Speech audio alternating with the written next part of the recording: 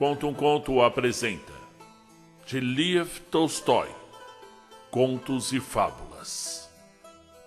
Narração, Marcelo Fávaro. O Pobre Rico. Houve um homem que, tendo se deitado, não pôde dormir durante toda a noite. E ele pensava: por que a vida é tão penosa para os pobres? E por que os ricos acumulam tanto dinheiro? Têm caixas cheias de ouro e, no entanto, vivem privados de tudo para continuar amontoando. Bem, se eu fosse rico, não viveria da mesma forma. Daria a mim próprio uma boa vida e procuraria não ser pior que os demais. Repentinamente ouviu uma voz que lhe dizia: Queres ser rico? Aqui está uma bolsa. Nela há apenas uma moeda. Porém, logo que atires, outra a substituirá. E quantas queiras. E depois, atira a bolsa ao rio. Porém, antes de deitar fora a bolsa, não gastes nenhuma das moedas, porque o resto se transformará em pedra. O pobre homem quase enlouqueceu de alegria. Quando se sentiu mais tranquilo, cuidou de fazer uso do presente maravilhoso. E apenas tinha retirado a moeda, no fundo da bolsa viu brilhar outra. A felicidade é minha! A felicidade é minha! Murmurou com um estremecimento. Toda noite passarei tirando moedas da bolsa e amanhã serei rico. E então jogarei a bolsa fora e desde então viverei confortavelmente. Todavia, chegada a manhã, mudou de ideia. E se eu quiser ter o dobro? Pensou. É bastante conservar a bolsa mais um dia, não acha? E também passou o resto do dia extraindo moedas. E no seguinte mais e mais. No outro, mais e mais. Não podia se decidir a abandonar a bolsa. Nessa altura sentiu fome. E então recordou que só dispunha de um único duro pedaço de pão preto. Ir comprar alguma coisa era impossível, porque, embora muito quisesse comer, não ousava se separar da bolsa, e assim comeu o infeliz aquele pão preto e duro, e depois continuou tirando moedas da bolsa inesgotável. Nem mesmo à noite descansava, e passou assim, uma semana, um mês, um ano. Quem se teria contentado com certa quantidade? Todo mundo quer possuir mais e mais e mais e mais, o máximo que for possível. E o infeliz vive uma vida de mendigo, esquecido de que desejara viver para o seu prazer e dos seus semelhantes. E de vez em quando toma uma resolução. Aproxima-se do rio para lançar a bolsa à água. Todavia arrepende-se e volta. Hoje está velho, fraco e amarelo como o seu ouro, mas não pode interromper sua tarefa. E assim morre pobre, sentado sobre um banco e com a bolsa entre as mãos.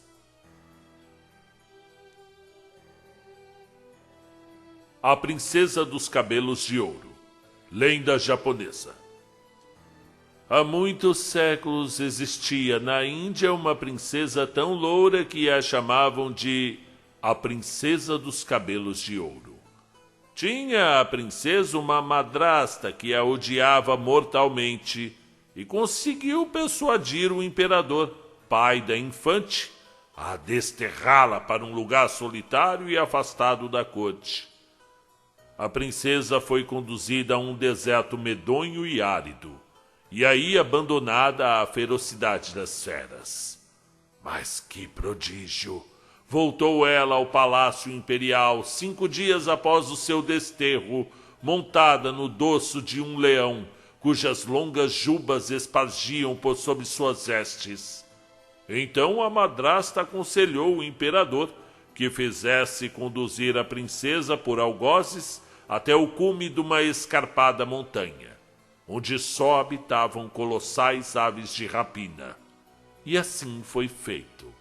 Ao quarto dia, porém, voltou a princesa dos cabelos de ouro ao palácio paterno, sentada dessa vez como num trono sob as vigorosas asas de uma águia majestosa.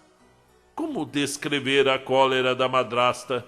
Mas esta não se deu por vencida, e na noite do mesmo dia fez transportar a princesa a uma ilha isolada, no meio de um mar tempestuoso.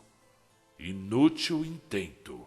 O vento arrastou até as costas de uma ilha um frágil barco de pescadores, e estes, admirados com a surpreendente beleza da donzela e compadecidos de seu triste abandono, reconduziram-na de volta ao palácio imperial.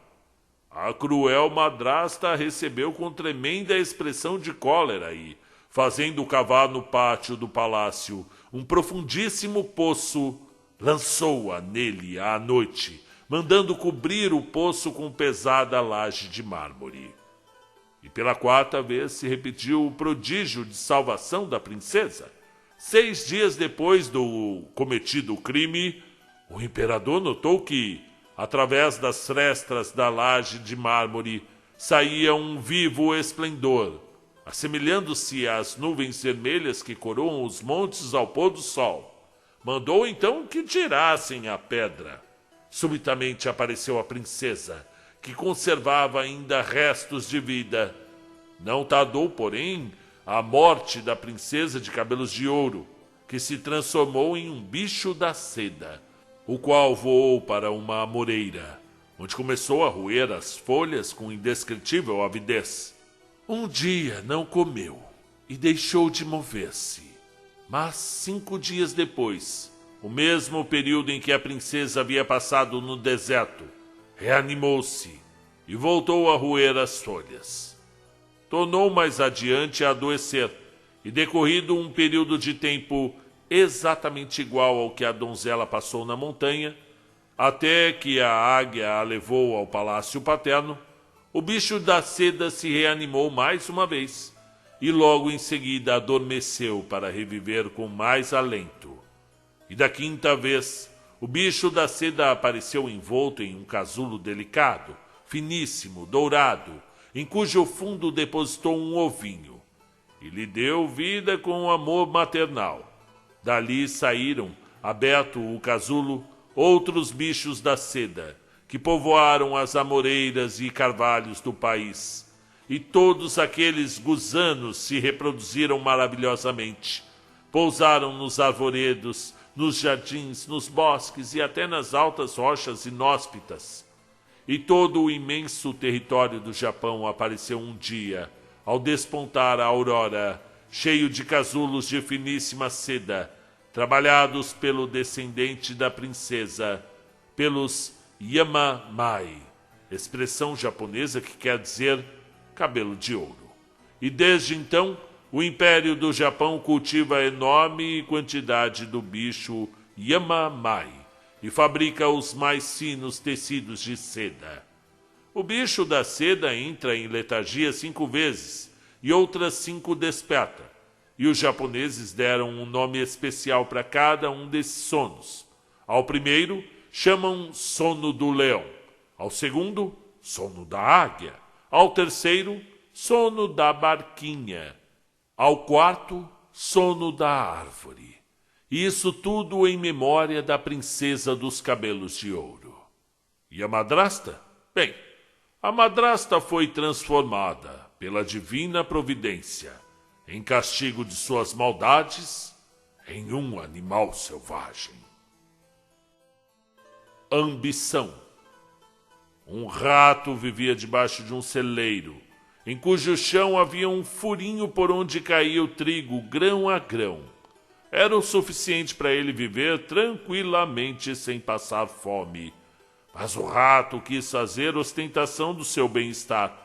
Roeu a madeira do assoalho e alargou o furinho até deixá-lo da largura de um dedo polegar. e depois foi visitar uns ratos conhecidos e mesmo desconhecidos, e disse-lhes, dando importância: "Por que vocês não vêm me visitar?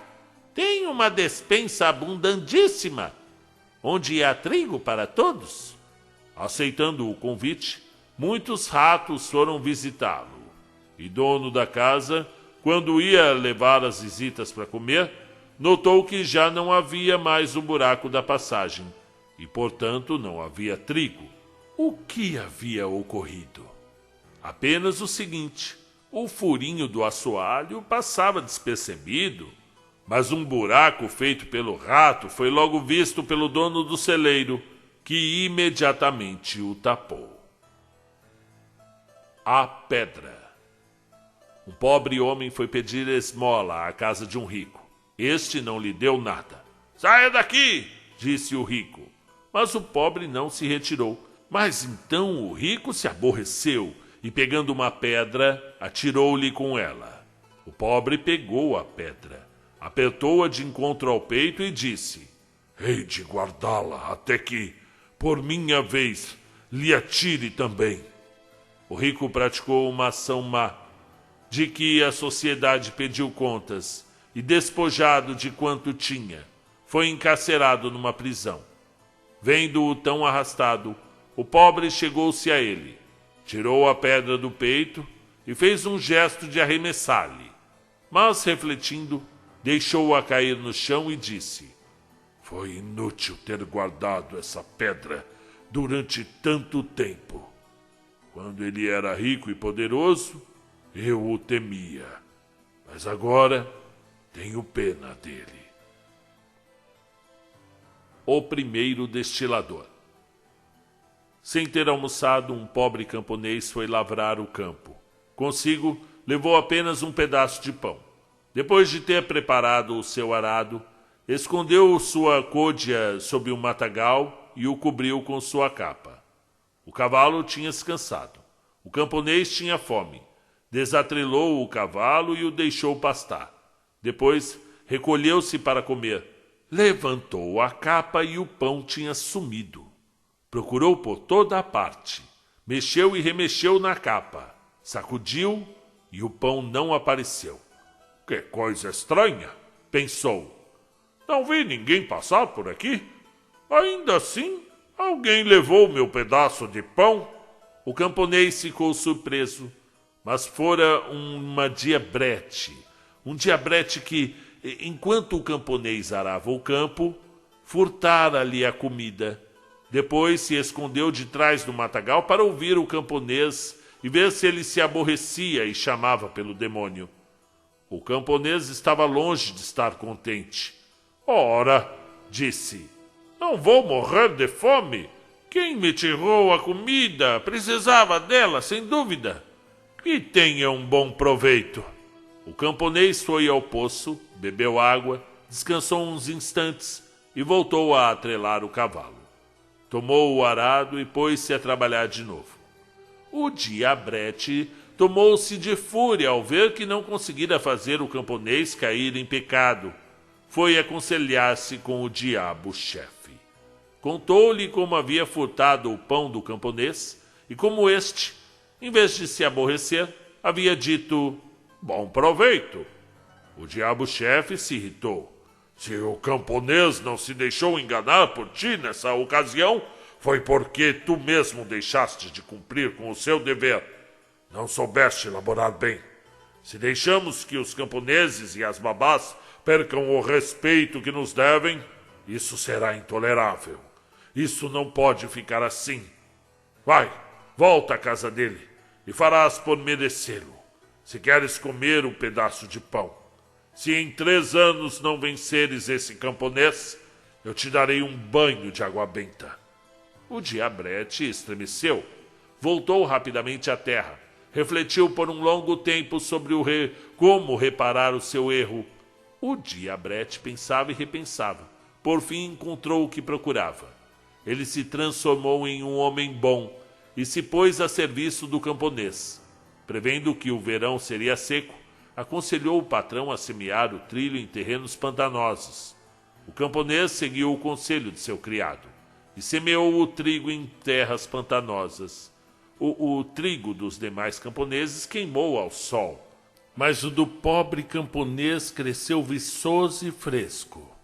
O camponês teve o que comer até a outra colheita, e ainda sobrou muito pão. Naquele verão, o criado convenceu o camponês a semear o trigo nas alturas, e houve realmente muita chuva. O trigo dos demais foi inundado pelas águas. Os talos apodreceram e as espigas não germinaram. De sua feita, o camponês colheu nas alturas um trigo magnífico, e sobejava tanto trigo que o agricultor não sabia o que fazer com ele. Então o criado o ensinou a fazer vodka, pôs-se a bebê-la e deu a bebida aos demais. E então o diabrete procurou o diabo-chefe, dizendo-lhe que havia ganho a côdea de pão. O diabo-chefe quis ver se era verdade. Foi à casa do camponês e viu que este, tendo convidado pessoas importantes, dava-lhes vodka. A sua mulher servia a bebida, mas ao passar próximo à mesa, enganchou-se na quina e derramou um copo. O camponês ficou aborrecido e ralhou com sua mulher. "Cuidado com isso, tonta de 1000 demônios!" disse ele. "Acaso achas que isso é água de lavar para derramá-la desse modo?" O diabrete cutucou o chefe com o cotovelo. "Agiste bem", disse-lhe o chefe, "mas agora veremos como ele irá te dar o pão." Depois de ter admoestado a mulher, o camponês quis servir pessoalmente os convivas e todos brindaram. Chegou um pobre campônio que não era esperado por ninguém. Vendo que os outros tomavam vodka, queria também um pouco para animar-se. Ali estava o pobre campônio tragando a saliva.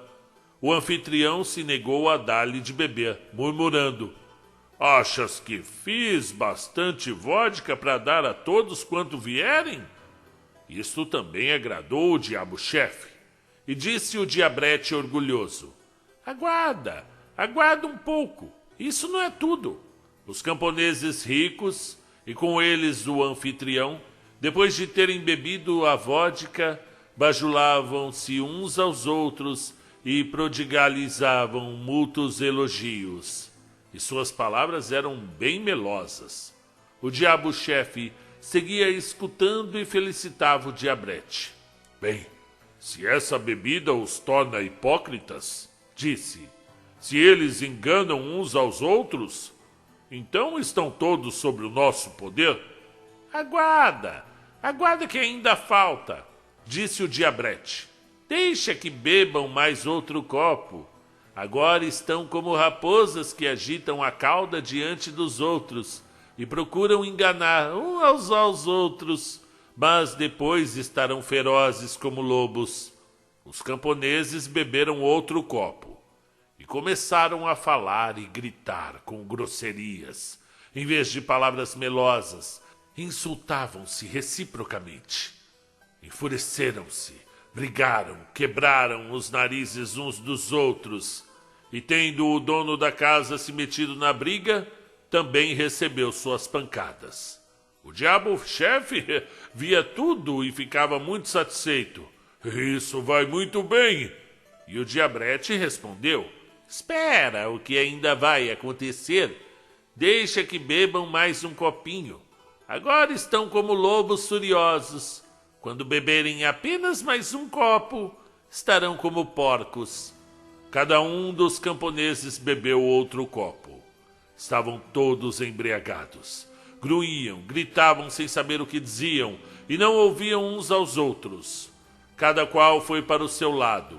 Uns sozinhos, outros de 2 em 2 ou 3 em 3, todos caíram no chão de sua rua. O dono da casa, que saíra para acompanhar seus comensais, tombou num charco, sujou-se completamente, e ali ficou estirado, como um porco que grunhe.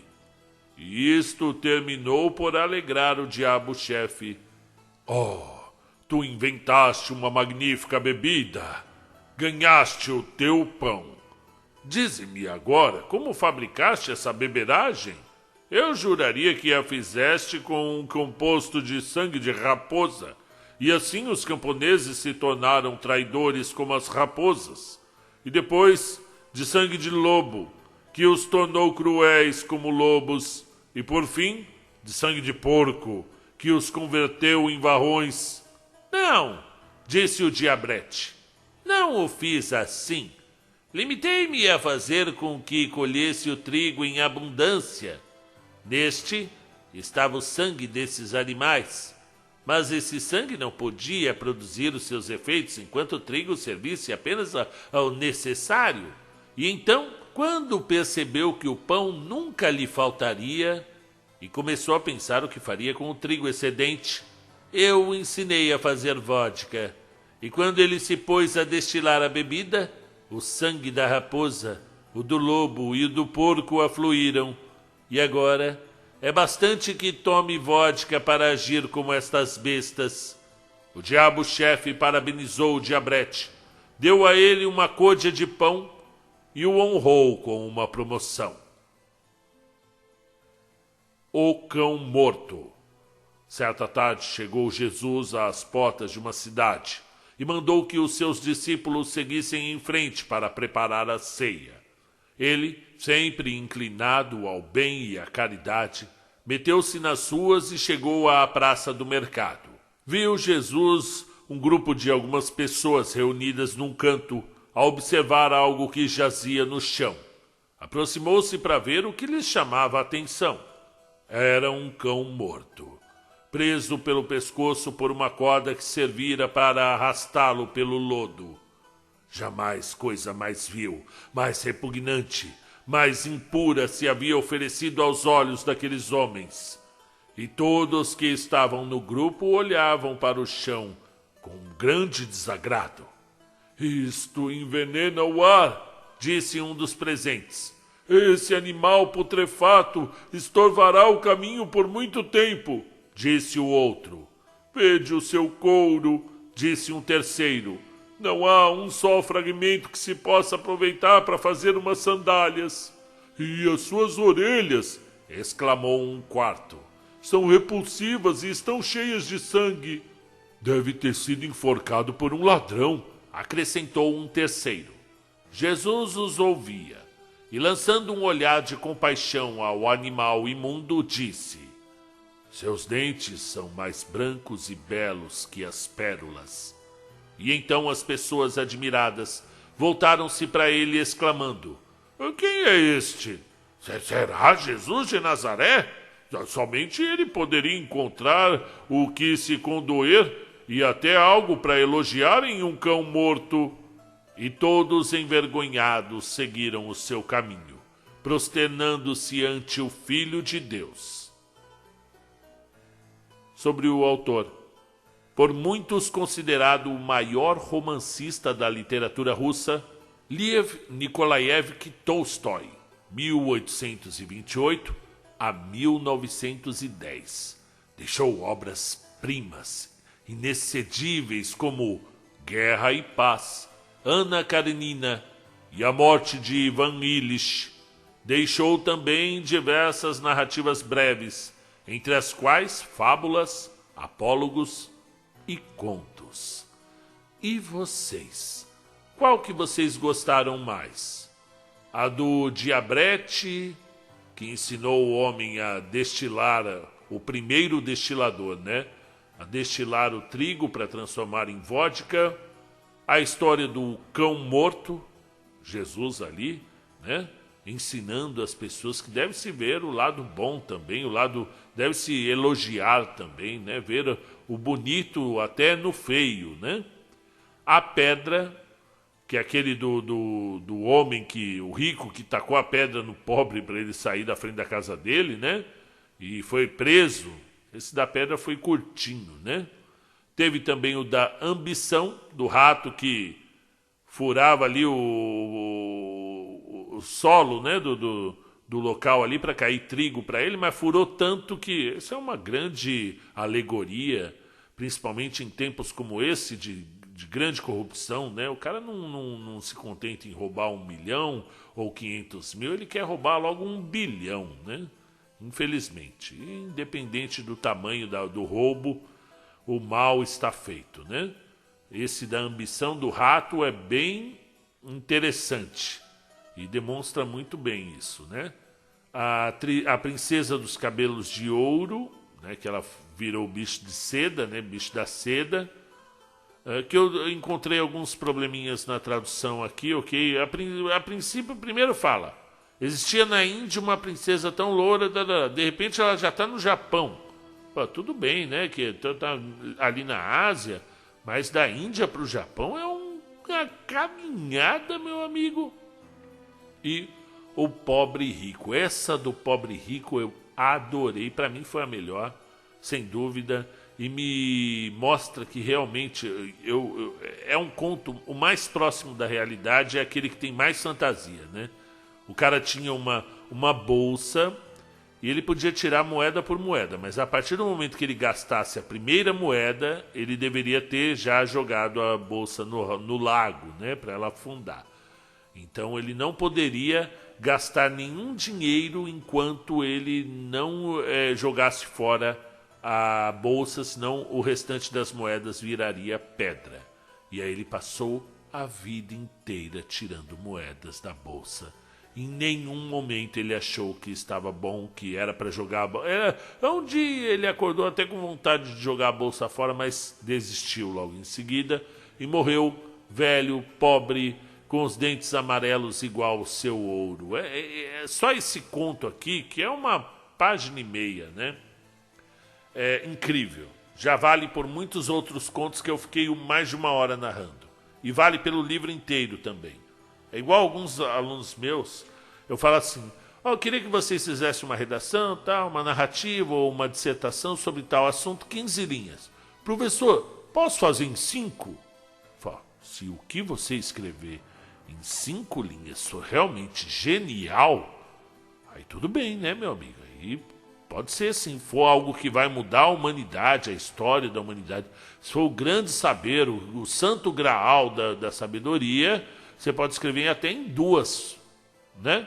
Agora, enquanto estamos aqui como aprendizes, se o professor pede 15 linhas, ou se um concurso, ou um Enem, ou um vestibular pede tantas linhas, é prudente que você respeite essa delimitação. Então é isso, pessoal. Eu queria trazer esse mês mais literatura diversa, do terror, do horror, e estou buscando isso com todas as minhas forças, vencendo o comodismo de trazer um conto que eu sei que vai ter muitos views. Esse mês eu prefiro diversificar, trazer literatura russa, principalmente literatura brasileira, mas literatura que nos faça refletir, como foi o caso aqui desses contos incríveis. O conto esse do menino da vodka aí, são coisas que a gente vê no dia a dia na rua. Quem não tem um amigo que venceu na vida e mudou completamente? Antes era uma pessoa humilde, uma pessoa sorridente, e de repente ganhou dinheiro, se tornou mais carrancudo, mais arrogante, e às vezes mudou até o jeito de tratar você mesmo, não é verdade? Ou às vezes nós mesmos nos sentimos esse destilador aí, o homem que venceu na vida e começou a maltratar os outros, né? Às vezes nós mesmos olhamos para o espelho e falamos, será que eu não estou passando? Será que hoje eu não passei do ponto, né? É preciso sempre ter a autocrítica, não é verdade? Já que essa é uma palavra que está tão em moda, né? Todo mundo tem que ter autocrítica. Gostei, literatura russa é um prazer para a reflexão humana. Muito obrigado, viu?